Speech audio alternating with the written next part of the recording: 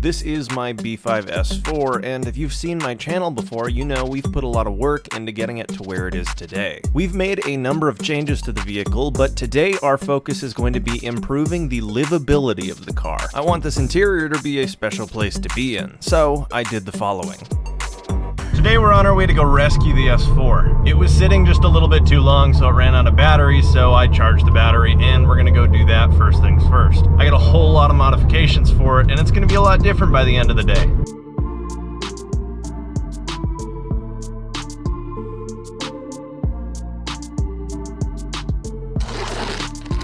The first major improvement that I'm definitely going to notice is replacing the mirrors on this car. The mirror on my driver's side is incredibly faded, and the mirror on my passenger side isn't actually functioning as a mirror anymore. You'll see that in a second. So this isn't just an improvement from a livability standpoint, it's a way to make the car safer to drive. Here's what my left mirror looks like, and you'll see why I needed to replace these so bad. It looks like somehow this mirror became waterlogged, and there's some sort of debris and liquid inside of it. No matter what actually caused this problem, this needs fixing, and it was the main reason why I ordered these mirrors a while ago. Here is the aftermarket one I bought next to the OEM, and you can see just how faded the original is. My passenger mirror is so bad that you can't even call it a mirror because it doesn't have a mirror finish. Replacing these was as simple as connecting the heater cable and snapping them back into place. The aftermarket ones are designed to fit just like OEM. Now we can actually see out of the car, and we're going to adjust the mirrors in the door control, and then we're actually going to replace the door. After months of looking, I was finally able to source a door card for the driver's side that matches this OEM interior. The one that's currently in the car is in really sad shape, and this is going to help the interior immensely. Not only is the leather leagues cleaner on this door card, but the door handle works and there's no cracks in the handle. In other words, I am super excited for how nice this is going to look inside the car. If you've never replaced a door card on a B5, it's actually insanely simple. Undo the screws holding it into the door, then take out the cable for the door handle and the wiring harnesses. If you're just swapping to a new one, you can go ahead and just install it right away. Side by side, you can see the difference in quality between the original and the new one. Mine didn't come with trim or speakers, so before we reinstall the new panel, I have to transfer those from the original door card. Everything is super accessible from the back if you pull back this little styrofoam sheath. Then all you have to do is make sure to install it like it was on the door you took it off from. This is seriously simple, and even if you've never done it before, you could probably get it done in about 10 minutes, if it takes you that long. It goes kind of without saying, but reinstalling it is the same as taking it off, but in reverse. There are a lot of window switches, so make sure they're lined up and connected to the right ones. Otherwise, your interior will seemingly have a mind of its own, as buttons do what they want to do, not what you want them to do.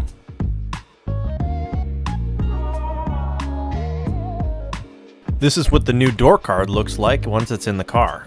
It seriously makes the interior so much nicer. The next thing on this week's agenda was to rewrap a new piece of trim to replace the trim on the center dash. I wrapped this one a while ago, and there were a few cracks in the original piece, which you can see through the vinyl. This is a small detail, but it bothered me, so I went ahead and found a new piece of trim without cracks to rewrap. Here it is side by side with the original piece that was in the car and was cracked, and I think it's going to look a lot better. I also decided to spend a little bit more money on vinyl wrap this time and get a higher quality carbon finish vinyl wrap. This is the same vivid wrap as before, but it has a gloss finish and it's specifically made for interiors. I'm going to test this film on a few pieces in the car today, and if you and I both like it, we'll go ahead and put it in the doors as well. So be sure to let me know which finish you like more. It's finally warm enough to use this vinyl wrap outside without too much use of a heat gun, which makes me even more excited to practice wrapping. One of my goals for the summer is to learn to wrap either the TT or the S4 in its entirety. If you have a color you want to see on one of them, let me know. Either way though, I'll be redoing the TT's roof wrap here pretty soon. I would say that this new carbon wrap that Vivid has installs just like the one that we put on the car previously. Wrapping interior parts is giving me a lot of experience with wrapping in general, and I'm honestly starting to really enjoy it. Here's what the new carbon wrap looks like on the piece when it's installed in the car. I'm honestly blown away with how good it looks, and I'm curious what you guys think. It's also incredibly nice to no longer have that crack in the trim piece that my eyes are constantly drawn to while I'm driving the car. It's the small things that matter. Now I'm going to wrap a few more pieces on the inside of the car, starting with the shifter boot, which wasn't my favorite the last time I did it. Once I got the old wrap off, I removed as much as I could from this piece, including the metal ring this time, which is something I didn't do last time, even though I probably should have. It's all about those iterative improvements. Once this was all glossed out, I reinstalled the ring and the shift boot, and I would consider this a huge success when compared to the vinyl that I removed from the car. I also made sure to do the trim piece that's located on the other side of the steering wheel. It only makes sense to do this one since we did the other part of the dash. This one's even smaller, so it took even less time.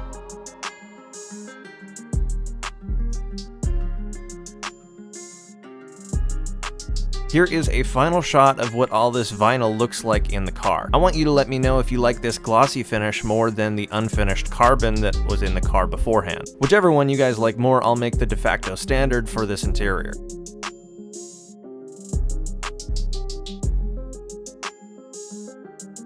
Now we're going to replace something that's long due. I bought this car with a boost gauge that was mechanically installed, but not actually mounted well. Having this dangling here doesn't really help the look of the interior, so we're going to make it a lot better. My goal is to integrate this gauge into the look and feel of the car, and I'm actually going to be replacing the gauge itself. I have a theory that it's actually not working properly.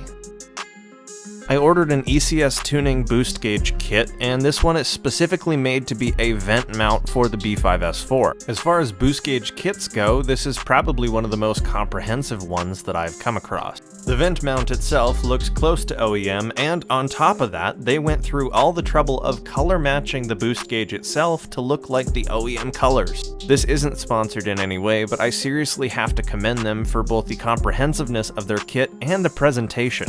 The gauge is gorgeous, and I can't wait to get it in the car. Now let's talk installation. When you're installing a boost gauge on a car, there are generally 3 steps you need to take no matter what the vehicle is. You need to set up a place to mount the gauge, you need to run a vacuum line to the engine so you have something to read, and you need to power the thing. So we're going to tackle these in this order. No matter what, we need to remove the underdash, so I'll start with this. There are 3 bolts holding this in place, and they were super easy to get to. Taking it off was simple, but one of the problems of buying a car that someone else has already done something to is you can't validate their work. Other than this boost gauge and some diverter valves, the previous owner left this car mostly stock. As I opened the underdash, I was greeted with an interesting surprise. So this boost gauge worked mechanically, but it never lit up, so naturally I assumed that the owner didn't even attempt the wiring. My assumption was wrong. It looks like the previous owner didn't actually finish wiring the boost gauge that he has installed. Kinda weird. It looks like there's a ground wire and something leading off of the positive voltage terminal, so I'm guessing that's where my power draw is too. Lovely. We'll fix that. I found wires coming off of constant 12-volt power as well as ground, and they led somewhere. No wires made it to the boost gauge, so where did they go? Oh. Better yet, there's just a wire running around on my dash. That's fun. That's good. You want that. Awesome. So glad. Loose wires are never good, especially under your dash when they are connected to 12-volt power and ground. These loose wires sitting in the dash, if they somehow were to connect via a bump or literally anything, could start a fire and would short-circuit the car. So these are leaving. Jeez, this car is ridiculous. That's not ignition powered live, that is permanent live. I don't know who wired this before, and it's probably why my car wouldn't start, and the battery died more than normal. It's also a super bad fire hazard because anything that happens to connect that, or God forbid, the loose wire that connects to ground that happens to be floating around the underside of the dash, that could have caused a fire. That's why you do your own wiring. Check this stuff out. We're going to handle the wiring for the boost gauge a little bit later, but for now I just made sure there were no extra wire terminals hanging off of the power system. I'm going to follow my standard workflow and start by finding a place to mount the gauge. According to the kit's instructions, you just need to remove the air vent, which simply pops out. I even did the same thing to remove the individual vent that I'm going to be replacing. Other than the electrical hazard, this was going super smooth, so I decided to attach the gauge to the gauge pod. The mounting hardware that comes with the kit to attach the gauge pod to the actual gauge is perfect. It fits exactly how you want it to, although it's a little hard to get these tightened if you're impatient like me and just want to use your hands. Now you might be wondering how we're actually going to get these wires into the dash, and I have a very simple answer for that. I promise you this is part of the guide. You're really not going to hurt anything unless you drill way too far. The only things that attach to the boost gauge are these two wires, so the hole needs to be big enough to accommodate both of them. This isn't going to fit through the hole we drilled, so I made a little wire contraption so we can fish it up through the bottom. Unless you have really small hands and can get yourself way up in the dash, I suggest you use a tool kind of like this. I didn't think it would work nearly as well as it did, but I'm proud of how it worked. If you're curious, this is sculpting wire, which you can get at any craft store. It's super useful if you want to mock something up in thick wire, but need to be able to bend it with your hands. The way this boost gauge works is a little different. The one I installed into the TT simply reads the boost value at the gauge itself. This one actually has a pressure sensor which sits underneath the dash that converts the vacuum level and the boost level to an electrical value, which is then sent to the gauge. Since the value that the needle represents is electrically controlled, you need to have this gauge powered, and you can't just run a vacuum line to show it without lighting it up. The final result is well worth it though. Once I fed both of the wires through and connected them to the gauge, I went ahead and installed the pod into the vent. I then reinstalled the vent itself. Don't worry, you'll get a closer look at how this turned out in a little bit. For now, we actually have to connect the vacuum and the electrical sides of the gauge. We're going to start with vacuum. If you're installing a boost gauge from scratch, you're going to want to put the T-piece right after the fuel pressure regulator on your 2.7T. I've already vacuum tested this line, and since it was already in my car, I don't see the need to replace it. To get this hose into the actual underside of the dash, you're going to need to get it inside the wiring harness that goes into this ECU box. Once it's in there, it's as simple as following the wires into the car. The kit came with a moisture filter that I installed right after the line that is from the engine. Since this kit has an electrical pressure sensor, you want to have this so no moisture can get in the sensor.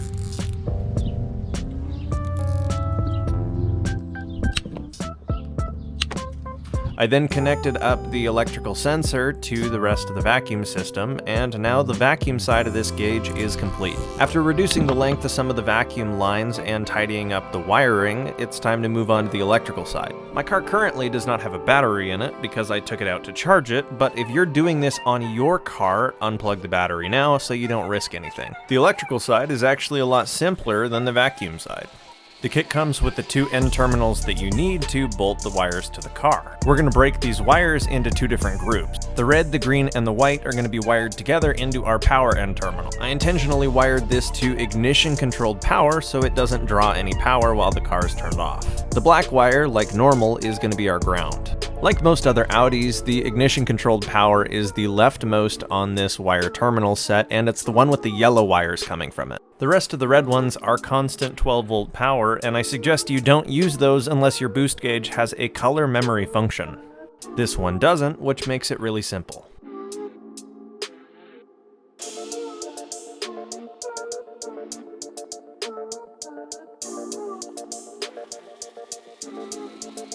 The guide suggests you use the bolt right next to the ignition-controlled power that connects to the frame for your ground, and I went ahead and followed that. That means that this boost gauge is technically installed, both electrically and mechanically.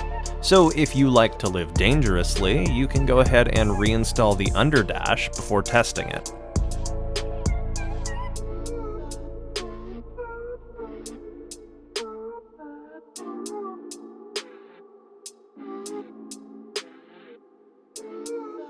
Now, I opened this video by saying that I needed to rescue this car, and that's not a lie. The past few times I've went to start this car, it wouldn't because the battery was dead. This is likely due to some sort of the age-related parasitic battery drain, or it could just be from that shoddy wiring that we found in the car. Either way, to combat this, I'm installing this quick battery terminal release so that I can unplug the car quickly whenever I don't drive it for a few days. That way I don't have to worry about it, and it gives me time to figure out whether there is a drain and where it is. This was super easy to install, and really the main benefit is that you no longer have to get tools whenever you want to unplug your battery. So if you know you're not going to drive the car for a while and you don't want to risk it dying, just unplug it. Now that the car was powered properly, I went ahead and flashed some new tuning onto the car, specifically for 93. This is the last octane we need to do before we can work on E85 tuning, which should be a whole lot of fun. Once the software was correctly written to the car's ECU, we went ahead and drove the car around to get our next log. Man, is this thing quick compared to the TT.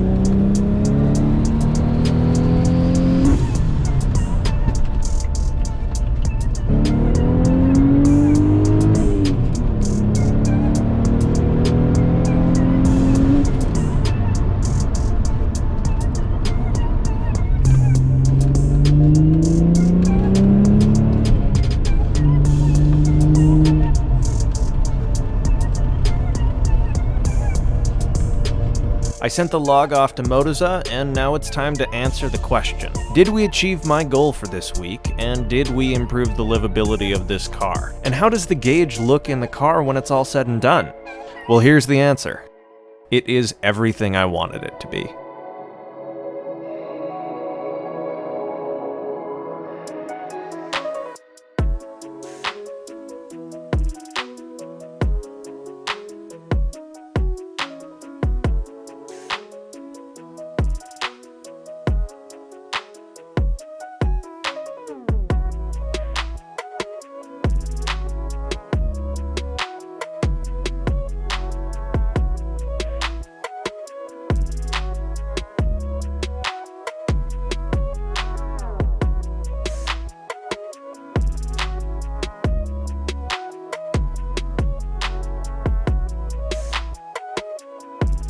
In all honesty, we made a ton of progress today. I can see through the mirrors, my door is nicer, my door handle works, the carbon wrap on the interior is much nicer, and it's no longer cracked, and on top of that, our new boost gauge setup is absolutely gorgeous. Oh, and about that theory I mentioned earlier where the old boost gauge didn't work, I was spot on. With my old gauge, I would idle around -10, and now I'm down to -20. This is where it should be, and it means we don't have a vacuum leak at idle like I thought we did. In other words, great news. I've got so much more planned for this car, and I'm super grateful to have you along for the ride. I want to seriously say thank you for taking the time out of your day to watch my video. It means a lot to me, and I seriously hope you enjoyed it. If you did enjoy the video or learn something and want to support me, consider dropping a like and subscribing for more. I'm gonna have project cars my entire life, and I'll be documenting everything here. Once again, thank you so very much for watching. I hope you have a wonderful day.